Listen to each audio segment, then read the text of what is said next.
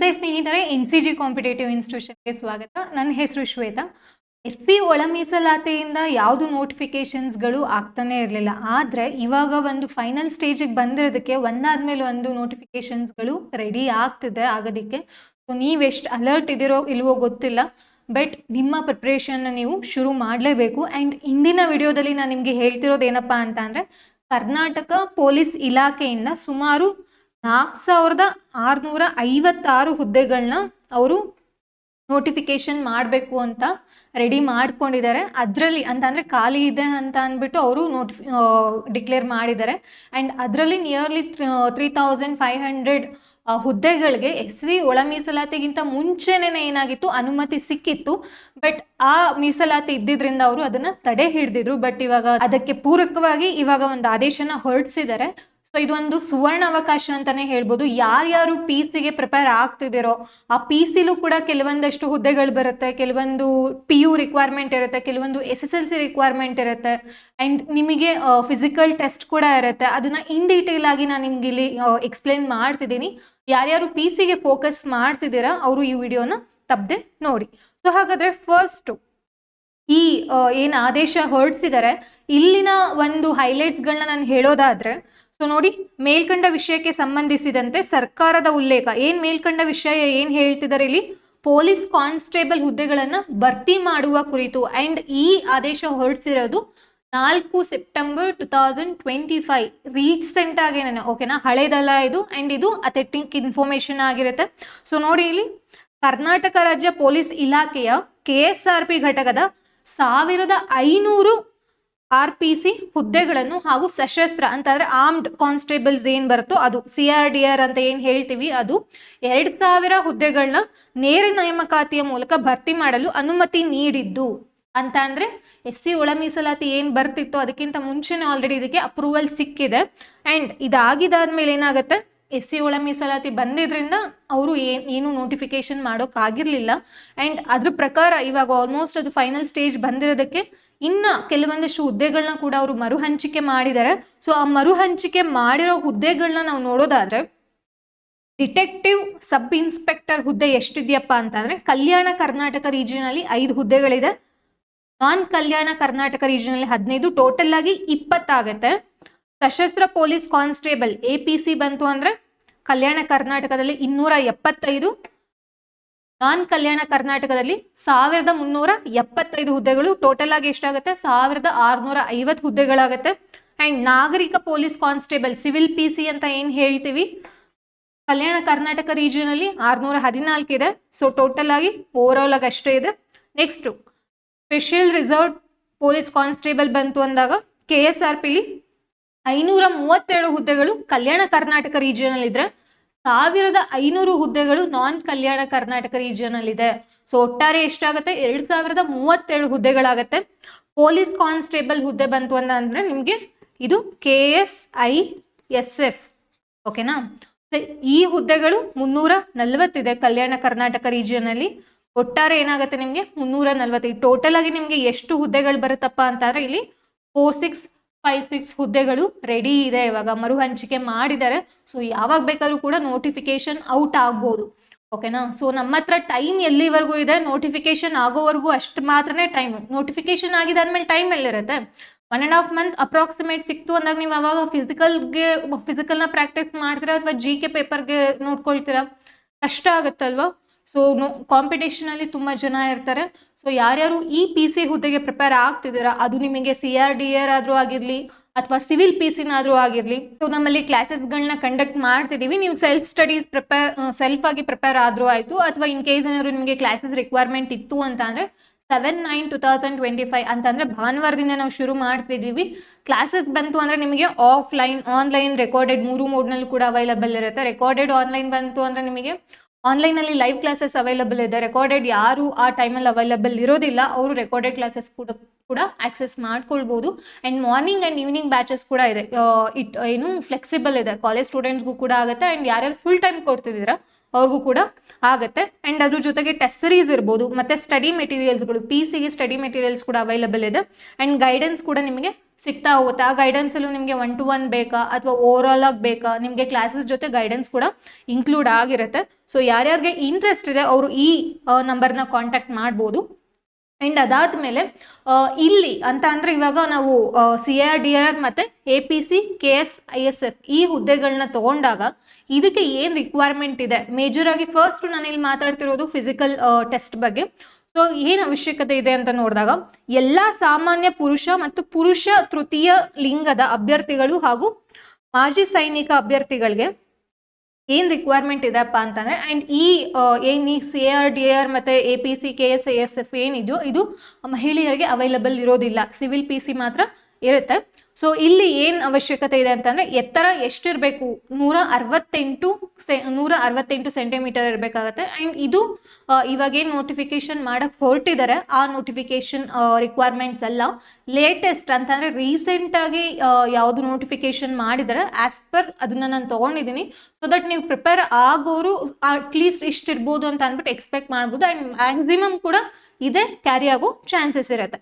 So ಕನಿಷ್ಠ ಎದೆ ಸುತ್ತಳತೆ ಅಂತ ತಗೊಂಡಾಗ 86 ಸೆಂಟಿಮೀಟರ್ ಇರಬೇಕಾಗತ್ತೆ ಪೂರ್ತಿ ವಿಸ್ತರಿಸಿದಾಗ. ಕನಿಷ್ಠ ವಿಸ್ತರಣೆ 5 ಸೆಂಟಿಮೀಟರ್ ಇದ್ರೆ ಸಾಕಾಗುತ್ತೆ.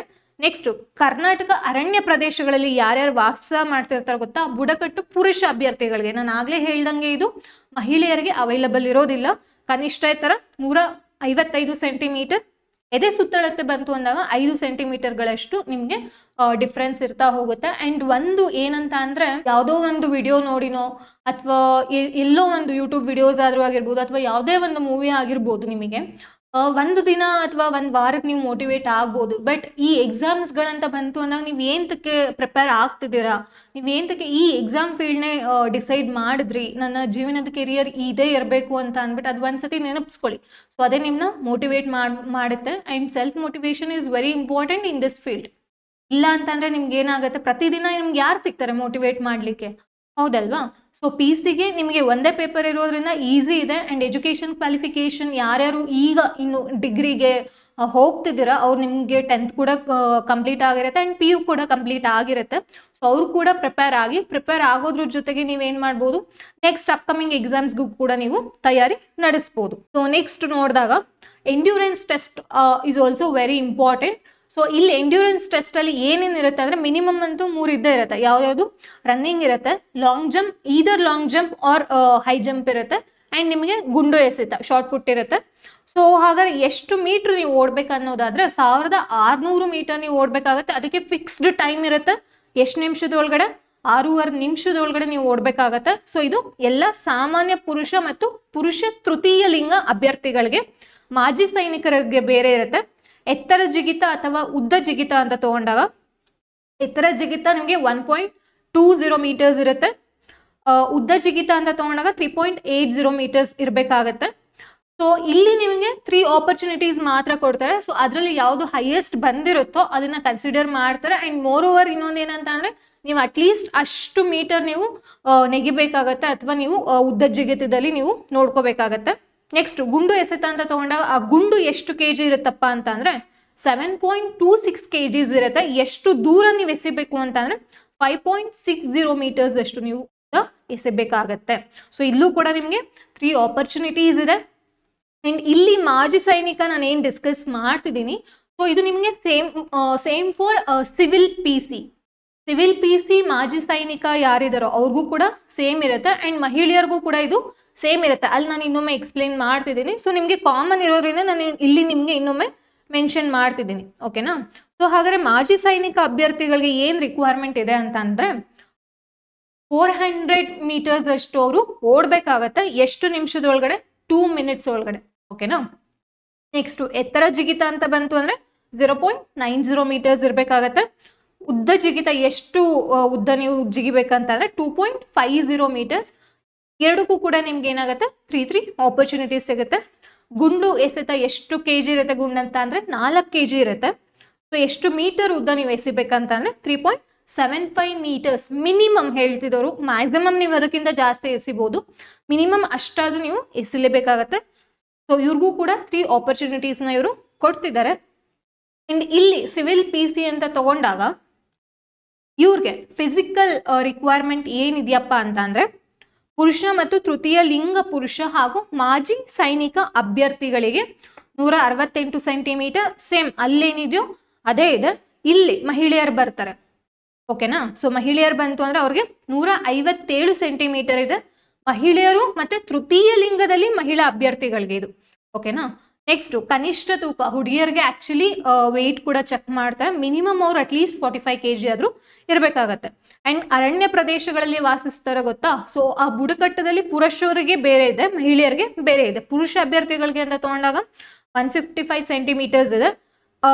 ಮಹಿಳಾ ಅಭ್ಯರ್ಥಿಗಳಿಗೆ ಅಂತ ತಗೊಂಡಾಗ ಇದು 150 ಸೆಂಟಿಮೀಟರ್ಸ್ ಇದೆ. ಸೊ ಹಾಗಾದ್ರೆ ಎಂಡ್ಯೂರೆನ್ಸ್ ಟೆಸ್ಟ್ ಬಂತು ಅಂದಾಗ ಯಾವ ತರ ಇದೆ ಅಂತ ನೋಡೋದಾದ್ರೆ ಸೇಮ್ ಅಲ್ಲೇನಿತ್ತು ನಾನು ನಿಮಗೆ CRDR ಅಲ್ಲಿ ಏನು ಎಕ್ಸ್ಪ್ಲೇನ್ ಮಾಡಿದ್ನು ಸೇಮ್ ಆಸ್ ಇಟ್ ಈಸ್ ಇದೆ ಇಲ್ಲಿ. ಓಕೆನಾ? ಸೊ ಮಹಿಳೆಯರಿಗೆ ಅಂತ ತಗೊಂಡಾಗ ಸ್ವಲ್ಪ ಏನು ಕಡಿಮೆ ಇರ್ತಾ ಹೋಗುತ್ತೆ.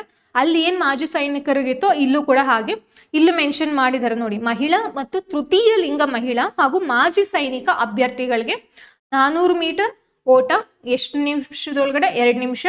ಎತ್ತರ ಜಿಗಿತ ಸೇಮ್ 0.90 ಮೀಟರ್ಸ್. ಉದ್ದ ಜಿಗಿತ ಬಂತು ಅಂದರೆ 2.50 ಮೀಟರ್ಸ್ ಇದೆ. ಗುಂಡು ಎಸೆತ ಬಂತು ಅಂದರೆ 4 kg ಇರುತ್ತೆ. ಸೊ ನೀವು ಮಿನಿಮಮ್ ಅಂದ್ರೆ 3.75 ಮೀಟರ್ಸ್ ಅಷ್ಟು ನೀವು ಉದ್ದ ಎಸಿಬೇಕಾಗತ್ತೆ. ಸೊ ಇದಿಷ್ಟು ಏನಾಗತ್ತೆ, ನೀವು PC ಗೆ ಪ್ರಿಪೇರ್ ಆಗಬೇಕು ಅಂತ ಅಂದರೆ ಫಿಸಿಕಲ್ ನಿಮಗೆ ಇಷ್ಟು ಮಿನಿಮಮ್ ಇರಲೇಬೇಕು. ಓಕೆನಾ? ನೀವೇನೇ GK ಕ್ಲಿಯರ್ ಮಾಡಿದ್ರೂ ಕೂಡ ನೀವು ಫಿಸಿಕಲ್ ನಿಮ್ಮ ಎತ್ತರ ಆಗಿರ್ಬೋದು ಅಥವಾ ನಿಮ್ಮ ಹುಡುಗಿಯರ್ ಬಂತು ಅಂದರೆ ವೆಯ್ಟ್ ಇರ್ಬೋದು, ನೀವು ಫಿಸಿಕಲಿ ಫಿಟ್ ಇದ್ದೀರಾ ಮೇಜರ್ ಆಗಿ ಇಲ್ಲಿ ಅದನ್ನೇ ನೋಡ್ತಾರಲ್ವಾ. ಸೊ ಪೊಲೀಸ್ ಕಾನ್ಸ್ಟೇಬಲ್ ಅಲ್ಲಿ ಫೀಲ್ಡ್ ವರ್ಕ್ ಜಾಸ್ತಿ ಇರುತ್ತೆ. ಸೊ ಫಿಸಿಕಲಿ ನೀವು ಫಿಟ್ ಇದ್ದೀರಾ ಇಲ್ವಾ ಅನ್ನೋದೇ ಮೇಜರ್ ಆಗಿ ಅಲ್ಲಿ ಚೆಕ್ ಮಾಡ್ತಿರೋದ್ರಿಂದ ನೀವು ಫಿಸಿಕಲ್ ಫಿಟ್ನೆಸ್ ಪ್ರಿಯರ್ ಆಗಿ ಫಸ್ಟ್ ನೋಡ್ಕೊಳ್ಬೇಕಾಗತ್ತೆ. ಆಮೇಲೆ ನಿಮ್ದು GK ಕ್ಲಿಯರ್ ಆದ್ರೂ ಕೂಡ ಏನು ಯೂಸ್ ಇರೋದಿಲ್ಲ ಅಲ್ಲ. ಸೊ ಅದಾಗಿದ್ದಾದ್ಮೇಲೆ ನೀವು ನೆಕ್ಸ್ಟ್ ಇವಾಗ ಫ್ರೆಶರ್ಸ್ ಇದ್ದೀರಾ ಅಥವಾ ರಿಪೀಟರ್ಸ್ ಇದ್ದೀರಾ. ರಿಪೀಟರ್ಸ್ಗೆ ಆಲ್ರೆಡಿ ಗೊತ್ತಿರುತ್ತೆ ಈ ಫೀಲ್ಡ್ ಹೇಗಿದೆ ಅಂತ. ಫ್ರೆಶರ್ಸ್ಗೆ ಇವಾಗಿನ ಶುರು ಮಾಡ್ತಿದ್ದೀರಾ ಅನ್ನೋರಿಗೆ ಒಂದಷ್ಟು ಟಿಪ್ಸ್ಗಳನ್ನ ನಾನು ಇಲ್ಲಿ ಕೊಡ್ತಿದ್ದೀನಿ. ಸೊ ಮೇಜರ್ ಆಗಿ ಎಕ್ಸಾಮ್ ಪ್ಯಾಟರ್ನ್ ಹೇಗಿದೆ ಮತ್ತೆ ಸಿಲೆಬಸ್ ಏನಿದೆ ಅನ್ನೋದು ಗೊತ್ತಿರಬೇಕಾಗತ್ತೆ. ಎಕ್ಸಾಮ್ ಪ್ಯಾಟರ್ನ್ ನಾನು ಆಲ್ರೆಡಿ ಹೇಳಿದ್ದೀನಿ. ಏನಿರೋದಿಲ್ಲ, ನಿಮ್ಗೆ ಒಂದು GK ಪೇಪರ್ ಇರುತ್ತೆ, 100 ಕ್ವಶನ್ಸ್ ಇರುತ್ತೆ, 100 ಮಾರ್ಕ್ಸ್ ಇರುತ್ತೆ. ಅಂದರೆ ಒಂದು ಕ್ವಶನ್ಗೆ 1 ಮಾರ್ಕ್ಸ್ ಇರುತ್ತೆ. ನೆಗೆಟಿವ್ ಬಂತು ಅಂದರೆ 0.25 ಇರುತ್ತೆ. PC ಗೆ ಇಲ್ಲಿವರೆಗೂ ಕೂಡ ಸೇಮ್ ಪ್ಯಾಟ್ರನ್ನೇ ಕ್ಯಾರಿ ಆಗಿದೆ. ಆ್ಯಂಡ್ ನಿಮಗೆ ಫಿಸಿಕಲ್ ಇರುತ್ತೆ. ಓಕೆನಾ? ಸಿಲೆಬಸ್ ಬಂತು ಅಂದರೆ ನಿಮಗೆ GKಲಿ ಅಂತ ನಾವು ತಗೊಂಡಾಗ ಯಾವ್ದ್ಯಾವ್ದು ಬರುತ್ತಪ್ಪ ಅಂದರೆ ಹಿಸ್ಟ್ರಿ ಬರುತ್ತೆ, ಪಾಲಿಟಿ ಬರುತ್ತೆ, ಮತ್ತು ಎಕನಾಮಿ ಬರುತ್ತೆ. ಅದಾಗಿದ್ದಾದ್ಮೇಲೆ ಸೈನ್ಸು ಮತ್ತು mental ability and one more thing ಯಾವುದು ಜಿಯೋಗ್ರಫಿ ಆ್ಯಂಡ್ ಕರೆಂಟ್ ಅಫೇರ್ಸ್ ಕೂಡ ಮಿನಿಮಮ್ ಇರುತ್ತೆ. ಕೆಲವೊಂದಷ್ಟು ಕಂಪ್ಯೂಟರ್ ಕ್ವಶನ್ಸ್ 1 ಅಥವಾ 2 ಕೂಡ ಬರ್ಬೋದು. ಆ್ಯಂಡ್ ಕನ್ನಡ ಲಿಟ್ರೇಚರ್ ರಿಲೇಟೆಡ್ ಕೂಡ ಬರ್ಬೋದು. ಹಿಸ್ಟ್ರಿಲಿ ನಮ್ಗೆ ಗೊತ್ತಿರುತ್ತೆ ಏನು ಏನ್ಷಿಯಂಟು ಅದಲ್ವಾ, ಪ್ರಾಚೀನ, ಮಧ್ಯಕಾಲೀನ, ಮಿಡಿವಲ್ಲು, ಮಾಡ್ರನ್ನು, ಆಧುನಿಕ ಮತ್ತು ಕರ್ನಾಟಕ ಇತಿಹಾಸ. ಆ್ಯಂಡ್ ಸೈನ್ಸಲ್ಲಿ ಅಗೈನ್ ಏನು ಬಯೋಲಜಿ ಗೊತ್ತಿರುತ್ತೆ. ಎಲ್ಲ 10th ವರೆಗೂ ಓದಿರ್ತೀವಲ್ವಾ. ಸೊ ಎಜುಕೇಷನ್ ಕ್ವಾಲಿಫಿಕೇಶನ್ ನೋಡಿದ್ರೇ ನಮಗೆ ಗೊತ್ತಾಗುತ್ತೆ ಈಸಿಯಾಗಿ. Biology, physics, chemistry, EVS and technology. ಓಕೆನಾ? ಜಿಯೋಗ್ರಫಿ ಅಂತ ತಗೊಂಡಾಗ ಫಿಸಿಕಲ್ ಅಂತ ಅಂದರೆ ಪ್ರಾಕೃತಿಕ ಭೂಗೋಳಶಾಸ್ತ್ರ, ಭಾರತದ್ದು Indian geography, Karnataka geography and world geography ಪ್ರಾಪಂಚಿಕ ಭೂಗೋಳಶಾಸ್ತ್ರ. ಮೆಂಟಲ್ ಎಬಿಲಿಟಿಲಿ ಅಗೈನ್ ಏನಾಗುತ್ತೆ ರೀಸನಿಂಗ್ ಮತ್ತು ಆಪ್ಟಿ ಇಷ್ಟು ಕೂಡ ಇರುತ್ತೆ. ಕರೆಂಟ್ ಅಫೇರ್ಸಲ್ಲಿ ಇಟ್ ಡಿಪೆಂಡ್ಸ್ ಆನ್ ಹೇಗೆ ನೀವು ಪ್ರಿಪೇರ್ ಆಗ್ತೀರಾ ಅಂತ. ಅಂದರೆ ನಿಮಗೆ ಸ್ಟೇಟ್ ವೈಸ್ ಕರೆಂಟ್ ಅಫೇರ್ಸ್ ಓದ್ಬೋದು, ನ್ಯಾಷನಲ್ ಇಂಟರ್ನ್ಯಾಷನಲ್ ಇರ್ಬೋದು, and science and technology, economy, sports current affairs ಈ ಥರ ಕೂಡ ಪ್ರಿಪೇರ್ ಆಗ್ಬೋದು. ಆ್ಯಂಡ್ ನಮ್ಮ NCG ಸಂಸ್ಥೆದು ನಿಮಗೆ daily and monthly current affairs ಕೂಡ ಅವೈಲಬಲ್ ಇದೆ. ಆ್ಯಂಡ್ ಅದ್ರ ಜೊತೆಗೆ ಅಥವಾ ನೀವು ಇನ್ನೊಂದು ಥರ ಪ್ರಿಪೇರ್ ಆಗ್ತೀರಾ ಅಂತಂದರೆ ಅವಾರ್ಡ್ಸ್ ಆ್ಯಂಡ್ ಹಾನರ್ಸ್ ಆ ಥರ ಓದ್ಬೋದು. ಮತ್ತು ಗೌರ್ಮೆಂಟ್ ಸ್ಕೀಮ್ಸ್ಗಳು ಈ ಥರ ನೀವು ಇಂಡಿವಿಜುವಲ್ ಆಗಿ ಕೂಡ ನೀವು ಈ ಥರ ಕ್ಯಾಟಗರೈಸ್ ಮಾಡು ಕೂಡ ಓದ್ಬೋದು. And collect the right study material. It is not only ಅಂದರೆ DSCRT NCERT ಅಂತಲ್ಲ, ಅದು ಬೇಸಿಕ್ಸ್ ಅಷ್ಟೇ, ಫಂಡ ಅಷ್ಟೇ. ಅದಾಗಿದ್ದಾದ್ಮೇಲೆ ನೀವು ಅಥೆಂಟಿಕ್ ಟೆಕ್ಸ್ಟ್ ಬುಕ್ಗಳನ್ನ ರೆಫರ್ ಮಾಡಿ PC ಗೆ ಯಾವ್ಯಾವ ರಿಕ್ವೈರ್ಮೆಂಟ್ ಇದೆ ಆ ಮೆಟೀರಿಯಲ್ಸ್ಗಳನ್ನ ಏನು ಮಾಡಬೇಕಾಗತ್ತೆ ನೀವು ಕಲೆಕ್ಟ್ ಮಾಡ್ಕೊಳ್ಬೇಕಾಗತ್ತೆ. ಸೊ ಒಂದು ಕಡೆ ಇಟ್ಕೊಂಡು ನಿಮ್ಮ ಪ್ರಿಪ್ರೇಷನ್ಸ್ನ ನೀವು ಶುರು ಮಾಡಬೇಕಾಗತ್ತೆ. ಆ್ಯಂಡ್ ಅದ್ರ ಜೊತೆಗೆ ಒಂದು ಸ್ಮಾರ್ಟ್ ಸ್ಟಡಿ ಪ್ಲಾನ್. ಇವಾಗ ಇಟ್ ವೇರೀಸ್, ಏನು ನೀವು ಕಾಲೇಜ್ಗೆ ಹೋಗ್ತಿದ್ದೀರಾ ಅಥವಾ ಫುಲ್ ಟೈಮ್ ಪ್ರಿಪೇರ್ ಆಗ್ತಿದ್ದೀರಾ ಅಥವಾ ವರ್ಕ್ನು ಕೂಡ ಇದ್ರ ಜೊತೆ ತೊಗೊಂಡು ಹೋಗ್ತಿದ್ದೀರಾ ಅನ್ನೋರಾದರೆ ನಿಮಗೆ ಶೆಡ್ಯೂಲ್ ಬೇರೆ ಇರುತ್ತೆ, ಹೌದಲ್ವಾ? ಸೊ ಅದ್ರ ಪ್ರಕಾರ ನೀವು ಎಷ್ಟು ಅವರ್ಸ್ ಕೊಡ್ಬೋದು, ಕ್ವಾಲಿಟಿ ಅವರ್ಸ್ ಅಂತ ಬಂತಂದಾಗ ಎಷ್ಟು ಅವರ್ಸ್ ಕೊಡ್ಬೋದು, ಅದರಲ್ಲಿ ನೀವು ಯಾವ್ಯಾವುದಕ್ಕೆ ಎಷ್ಟೆಷ್ಟು ಇಂಪಾರ್ಟೆನ್ಸ್ ಕೊಡ್ಬೋದು ಅನ್ನೋದು ನಿಮಗೆ ಗೊತ್ತಿರಬೇಕಾಗತ್ತೆ. ನೀವು ಪ್ರೀವಿಯಸ್ ಇಯರ್ ಕ್ವಶನ್ ಪೇಪರ್ಸ್ ನೋಡಿದ್ರೆ it will be very easy to design your study plan. Stay updated with current affairs and GK obviously. So current affairs ಅಂತ ಅಂದರೆ 6 months ಕರೆಂಟ್ ಅಫೇರ್ಸ್ ಅಂತೂ ಮಿನಿಮಮ್ ಬೇಕಾಗುತ್ತೆ. ಬಟ್ ಯಾರ್ಯಾರು ಜೆನ್ಯೂನ್ ಆಗಿ ನಿಜವಾಗ್ಲೂ prepare ಆಗ್ತಿದ್ರೆ 1 year current affairs ಅವರು ನೋಡ್ಕೊಳ್ಬೇಕಾಗತ್ತೆ. ಬರೀ ಕರೆಂಟ್ ಅಫೇರ್ಸ್ ನೋಡ್ಕೊಳ್ಳೋದಲ್ಲ, ಕರೆಂಟ್ ಅಫೇರ್ಸ್ ಬೇಸ್ಡ್ ಸಬ್ಜೆಕ್ಟ್ ಕೂಡ ನಿಮಗೆ ಗೊತ್ತಿರಬೇಕಾಗತ್ತೆ. ಸೊ ನಿಮಗೆ ಕರೆಂಟ್ ಅಫೇರ್ಸ್ ಬೇಸ್ಡ್ ಸಬ್ಜೆಕ್ಟ್ ಹೆಂಗೆ ಐಡೆಂಟಿಫೈ ಮಾಡ್ಬೇಕಂತಂದ್ರೆ ಫಸ್ಟ್ ನಿಮಗೆ ಸಬ್ಜೆಕ್ಟ್ ಗೊತ್ತಿರಬೇಕು. ಅವಾಗ ನಿಮಗೆ ಕರೆಂಟ್ ಅಫೇರ್ಸ್ ಓದ್ಬೇಕಾದ್ರೆ ಓಕೆ ಇದು ಈ ಸಬ್ಜೆಕ್ಟಲ್ಲಿ ಬರುತ್ತೆ, ಇದು ಈ ಟಾಪಿಕಲ್ಲಿ ಬರುತ್ತೆ ಅಂತ ನಮಗೆ ಈಸಿಯಾಗಿ ಗೊತ್ತಾಗುತ್ತೆ. Build physical fitness daily. Notification ಆಗಿದಾದ್ಮೇಲೆ ನಿಜವಾಗ್ಲೂ ಟೈಮ್ ಇರೋದಿಲ್ಲ. ಸೊ ಇವಾಗ ಏನು ಟೈಮ್ ಇದೆ ಅದನ್ನು ಕರೆಕ್ಟಾಗಿ ಬಳಸ್ಕೊಳ್ಳಿ. ಸೊ ಬರೀ ಏನು ಇವಾಗ ಗ್ರೂಪ್ C, FDA, SDA ಥರ ಅಲ್ಲ ಇದು PC, ಹೌದಲ್ವಾ? ಸೊ ನಮಗೆ ಇಲ್ಲಿ ಫಿಸಿಕಲ್ಲು ಕೂಡ ಇಂಪಾರ್ಟೆಂಟ್ ಆಗುತ್ತೆ, ಅದಕ್ಕೂ ಕೂಡ ಒಂದಷ್ಟು ಟೈಮ್ನ ನೀವು ಕೊಡಬೇಕಾಗತ್ತೆ. Solve mock test and previous papers. ನಾವು ಕರೆಕ್ಟ್ ದಾರಿಲಿ ಹೋಗ್ತಿದ್ದೀವ, ನಮ್ಮ ಪ್ರಿಪ್ರೇಷನ್ ಕರೆಕ್ಟಾಗಿ ಇದೆಯಾ ಇಲ್ವಾ ಅಂತ ಗೊತ್ತಾಗತ್ತೆ ಮಾಕ್ ಟೆಸ್ಟ್ಗಳನ್ನ ಅಟೆಂಡ್ ಮಾಡಿದಾಗ. ಸೊ ಬರೀ ಪ್ರಿಪ್ರೇಷನ್ ನಡೆಸೋದಲ್ಲ ಅಂತಾರೆ, ಎಕ್ಸಾಮ್ ನಾಳೆ ಇದೆ ಅನ್ನೋವರೆಗೂ ಕೂಡ ಏನು ಮಾಡೋದು, ಬುಕ್ ಇಟ್ಕೊಂಡು ಓದ್ತಾನೇ ಇರೋದು, ಅದು ಮಾಡಬಾರ್ದು. ಯಾವಾಗ ನೋಟಿಫಿಕೇಶನ್ ಆಗುತ್ತೆ ಗೊತ್ತಾ, ಆ್ಯಕ್ಚುಲಿ ಅದು ನಮ್ಮ ರಿವಿಷನ್ ಟೈಮ್ ಇರುತ್ತೆ ಮಾಕ್ ಟೆಸ್ಟ್ಗಳನ್ನ ಅಟೆಂಡ್ ಮಾಡಲಿಕ್ಕೆ. ರಿವಿಷನ್ ಮಾಡಬೇಕು, ಮಾಕ್ ಟೆಸ್ಟ್ಗಳನ್ನ ಅಟೆಂಡ್ ಮಾಡ್ತಿರ್ಬೇಕು. ಸೊ ಅದ್ರ ಅರ್ಥ ಏನು, ನೋಟಿಫಿಕೇಶನ್ ಆಗೋಷ್ಟೊತ್ತಿಗೆ ಸಿಲೆಬಸ್ನ ಕವರ್ ಮಾಡ್ಕೊಳ್ಳೋದು ನಮ್ಮ ಜವಾಬ್ದಾರಿ. ಇಫ್ ಯು ಆರ್ ಸೀರಿಯಸ್, ನೀವು ನಿಜವಾಗ್ಲೂ ಕೂಡ ಏನು ಗೌರ್ಮೆಂಟ್ ಜಾಬ್ ತೊಗೊಳ್ಬೇಕಂತಾನೆ ಇದ್ದೀರಾ, ಫಸ್ಟ್ ಅಟೆಂಪ್ಟಲ್ಲೇ ಕ್ಲಿಯರ್ ಮಾಡೋದಿರ್ಬೋದು, ಅಥವಾ ಏನು ಇವಾಗ ನೋಟಿಫಿಕೇಶನ್ಸ್ಗಳು ಬರ್ತಿದೆ, ತುಂಬ ಟೈಮ್ ಸಿಕ್ಕಿತ್ತು ಆ್ಯಕ್ಚುಲಿ, ಹೌದಲ್ವಾ? ಸೊ ಇವಾಗ ಏನು ನಿಮ್ಮ ರೆಸ್ಪಾನ್ಸಿಬಿಲಿಟಿ ಇದೆ, ನೀವು ಗೌರ್ಮೆಂಟ್ ಎಕ್ಸಾಮ್ನ ಕ್ಲಿಯರ್ ಮಾಡಿಕೊಂಡು ಹೋಗ್ಬೋದು ಆರಾಮಾಗಿ. ಸೊ ಮಾಕ್ ಟೆಸ್ಟ್ಗಳನ್ನ ತೊಗೊಳ್ಳೋದು ಮರಿಬೇಡಿ, ಒಂದೊಂದೇ ತೊಗೊಳ್ಳೋದಲ್ಲ. ಅದರಲ್ಲೂ ಕೂಡ ನಿಮಗೆ ಡಿಫರ್ ಆಗುತ್ತೆ. ಏನು ಇವಾಗ ಹಿಸ್ಟ್ರಿಲಿ ಏನ್ಷಿಯಂಟ್ಗೆ ಬೇರೆ, ಮಿಡಿವಲ್ಗೆ ಬೇರೆ, ಮಾಡ್ರನ್ಗೆ ಬೇರೆ, ಕರ್ನಾಟಕಗೆ ಬೇರೆ. ಸೊ ಆ ಥರ ಟೆಸ್ಟ್ಗಳಿಗೆ ಕೂಡ ತೊಗೋಬೋದು. ಯಾಕೆ ಅಂತ ಅಂದರೆ ಈ ಫ್ರೆಷರ್ಸ್ ಪ್ರಿಪೇರ್ ಆಗ್ತಿರ್ತಾರಲ್ಲ, ಹಿಸ್ಟ್ರಿಯಿಂದ ಒಂದು ಟೆಸ್ಟ್ ಅಟೆಂಡ್ ಮಾಡಲಿಕ್ಕೂ ಕೂಡ ಹಿಸ್ಟ್ರಿನ 400 ಕ್ವಶನ್ಸ್ನ ನೋಡೋಕ್ಕೂ ತುಂಬ ಡಿಫ್ರೆನ್ಸ್ ಇರುತ್ತೆ, ಹೌದಲ್ವಾ? ಸೊ ಆ ಥರ ನೀವು ಇನ್ ಡೆಪ್ತ್ ಆಗಿ ಸಬ್ಜೆಕ್ಟ್ ವೈಸ್ ಹೋಗ್ತಿದ್ದೀರಾ ಅಂತ ಅಂದರೆ ನಿಮಗೆ ಕಾಂಪ್ರಹೆನ್ಸಿವ್ ಪೇಪರ್ಸ್, ಫುಲ್ ಲೆಂತ್ ಟೆಸ್ಟ್ಗಳೇನಾಗುತ್ತೆ ಈಸಿಯಾಗಿ ಸ್ಕೋರ್ ಆಗುತ್ತೆ. ಆ್ಯಂಡ್ ಪ್ರೀವಿಯಸ್ ಪೇಪರ್ಸು ಅಷ್ಟೇ, ಒಂದು ಎಕ್ಸಾಮ್ ಅದು PC ಆಗಿರಲಿ ಅಥವಾ UPSC ಆಗಿರಲಿ, ಒಂದು ಎಕ್ಸಾಂಪಲ್ಸ್ನ ನಾವು ಅರ್ಥ ಮಾಡ್ಕೋಬೇಕಂತಂದ್ರೆ ಪ್ರೀವಿಯಸ್ ಪೇಪರ್ಸ್ನ ನೋಡಲೇಬೇಕು. ಇವಾಗ ನೀವು PC ಪ್ರಿಪೇರ್ ಆಗ್ತಿದ್ದೀರಾ ಅಂತಂದ್ರೆ PC ಮಾತ್ರ ಓದಬೇಕಾ? ನಿಜ ಅಲ್ಲ, PCದು ಗೊತ್ತಿರಬೇಕು, IASದು ಗೊತ್ತಿರಬೇಕು. ಸೊ ಪ್ರತಿಯೊಂದು ಕೂಡ ಕ್ವಶನ್ಸ್ ಯಾಕಂದರೆ ರಿಪೀಟ್ ಆಗೋ ಚಾನ್ಸಸ್ ಇರುತ್ತೆ, ಕಾನ್ಸೆಪ್ಟ್ ಸೇಮ್ ಬರೋ ಚಾನ್ಸಸ್ ಇರುತ್ತೆ. ಸೊ ರಿವಿಷನ್ ಮಾಡಿ, ಫಸ್ಟ್ ಪ್ರಿಪೇರ್ ಆಗಿ. ಫಸ್ಟ್ ಸ್ಟೆಪ್ ಏನು, ಫಸ್ಟು ಓದಬೇಕು. ಅದಾಗಿದ್ದಾದ್ಮೇಲೆ ಮಾಕ್ ಟೆಸ್ಟ್ಗಳು ಮತ್ತು ಪ್ರೀವಿಯಸ್ ಇಯರ್ ಕ್ವಶನ್ ಪೇಪರ್ನ ರಿವಿಷನ್ ಮಾಡ್ತಾ ಇರಬೇಕು. ಅರ್ಥ ಆಗ್ತಿದ್ಯಾ? ಅದಾಗಿದ್ದಾದ್ಮೇಲೆ be consistent and stay motivated. ಯಾಕೆ ಇದನ್ನು ಹೇಳ್ತೀನಿ ಅಂತ ಅಂದರೆ, ಈ ಫೀಲ್ಡಿಗೆ ಬರೋ ಎಷ್ಟೋ ಜನ ಏನಾಗ್ತಾರೆ, ಅರ್ಧಕ್ಕೆ ಬಿಟ್ಟು ಹೋಗ್ತಾ ಇರ್ತಾರೆ. ಬಟ್ ನೀವು ಈ ಫೀಲ್ಡಲ್ಲಿ ಇನ್ನೂ ಕಂಟಿನ್ಯೂ ಮಾಡ್ತಿದ್ದೀರಾ ಅಂತಂದರೆ ಅದು ಇಟ್ ಶುಡ್ ಬಿ ವರ್ತ್ ಅಲ್ಲ. ಸೊ ನೀವು ನಿಮ್ಮಷ್ಟಕ್ಕೆ ನೀವು ಮೋಟಿವೇಶನ್ ಆಗಬೇಕು. Self motivation is very very important ಇಲ್ಲಿ, ಓಕೆನಾ? ಸೊ ಈಗ ನೋಟಿಫಿಕೇಶನ್ಸ್ಗಳು ಆಗೋ ಚಾನ್ಸಸ್ಗಳು ಜಾಸ್ತಿ ಇದೆ, ಯಾಕಂದರೆ ಇದು ಒಂದು ಹಂತಕ್ಕೆ ಬಂದಿದೆ. ಸೊ ಎಲ್ಲ ಏನಾಗುತ್ತೆ ಇವಾಗ ಸಿಚುಯೇಷನ್ ಅಂತ ಅಂದರೆ ಎಲ್ಲ ಒಂದಾದ್ಮೇಲೆ ಒಂದು ನೋಟಿಫಿಕೇಶನ್ಸ್ಗಳು ಬಿಡ್ತಾರೆ. ನಾನು ಯಾವುದಕ್ಕೆ ಓದೋದನ್ನೋ ಕನ್ಫ್ಯೂಷನಲ್ಲೇ ನಾವು ಅರ್ಧ ಕಾಂಪಿಟೇಷನಿಂದ ಈಚೆ ಬಂದುಬಿಡ್ತೀವಿ. ಸೊ ಆ ಥರ ಮಾಡ್ಕೊಳ್ಬೇಡಿ. ಯಾವಾಗ ನೋಟಿಫಿಕೇಶನ್ಸ್ಗಳು ಅನೌನ್ಸ್ ಆಗುತ್ತೋ ಗೊತ್ತಿಲ್ಲ. ಸೊ ಅಲ್ಲಿವರೆಗೂ ನಿಮ್ಮ ಹತ್ರ ಟೈಮ್ ಇದೆ, ಅದನ್ನು ಕರೆಕ್ಟಾಗಿ ಯೂಟಿಲೈಸ್ ಮಾಡಿಕೊಂಡು ಪ್ರಿಪೇರ್ ಆಗಿ. It is not only for PC ಅವ್ರಿಗೆ ಮಾತ್ರ ಹೇಳ್ತಿಲ್ಲ. ನೀವು ಗ್ರೂಪ್ ಸಿಗಾದರೂ ಓದ್ತೀರಿ, FDA, SDA ಯಾವ ಎಕ್ಸಾಮ್ಸ್ಗಾದರೂ ಓದ್ತೀರಿ, ಮೇಜರ್ಲಿ ಸ್ಟೇಟ್ ಗೌರ್ಮೆಂಟ್ ಎಕ್ಸಾಮ್ಸ್ಗೆ. ಸೊ ಅವರು ದಯವಿಟ್ಟು ಈ ಏನು ಟೈಮ್ ಇದೆ ಅದನ್ನು ಕರೆಕ್ಟಾಗಿ ಯೂಟಿಲೈಸ್ ಮಾಡಿಕೊಂಡು ಪ್ರಿಪೇರ್ ಆಗಿ, ಓಕೆನಾ? ಸೊ ಇದಕ್ಕೆ ರಿಲೇಟೆಡ್ ಇವಾಗ ನಾನು PC ಹೇಳಿದೆ ಗೊತ್ತಾ ಅಂತಂದರೆ, PC ಎಕ್ಸಾಮ್ಸ್ ಬಗ್ಗೆ ನಾನು ಇವಾಗ ಏನು ಹೇಳಿದೆ, ಸೊ ಅದ್ರ ರಿಲೇಟೆಡ್ ನಿಮ್ಗೆ ಏನಾದ್ರು ಡೌಟ್ಸ್ಗಳಿತ್ತು ಅಂತಂದರೆ ದಯವಿಟ್ಟು ಕಮೆಂಟ್ ಬಾಕ್ಸಲ್ಲಿ ತಿಳಿಸಿ, ನಾವು ರೆಸ್ಪಾಂಡ್ ಮಾಡ್ತೀವಿ. ಆ್ಯಂಡ್ ನಿಮ್ಗೆ ಏನಾದರೂ ಡೈರೆಕ್ಟಾಗಿ ಕಾಂಟ್ಯಾಕ್ಟ್ ಮಾಡೋದಿತ್ತು ಅಂತ ಅಂದರೆ ಬಂದು ಇನ್ಸ್ಟಿಟ್ಯೂಷನ್ನ ವಿಸಿಟ್ ಮಾಡ್ಬೋದು. ಇಲ್ಲ ಕಾಲಲ್ಲಿ ನೀವು ಕನೆಕ್ಟ್ ಆಗ್ತೀರಾ ಅಂತ ನಾನು ಆಲ್ರೆಡಿ ನಂಬರ್ ಹೇಳಿದ್ದೀನಿ. ಸೊ ಅದ್ರ ಮುಖಾಂತರ ನೀವು ಕನೆಕ್ಟ್ ಮಾಡ್ಕೊಳ್ಬೋದು. ಆ್ಯಂಡ್ ಇನ್ನೊಂದು, ಇದು ಅಥೆಂಟಿಕ್ ಇನ್ಫಾರ್ಮೇಷನ್ ಇರುತ್ತೆ. ಸೊ ಕರ್ನಾಟಕ ಪೊಲೀಸ್ ಇಲಾಖೆಯಿಂದನೇ ಬಂದಿರೋದ್ರಿಂದ ದಯವಿಟ್ಟು ಸೀರಿಯಸ್ ಆಗಿ ಪ್ರಿಪೇರ್ ಆಗಿ. Will see you in the next session.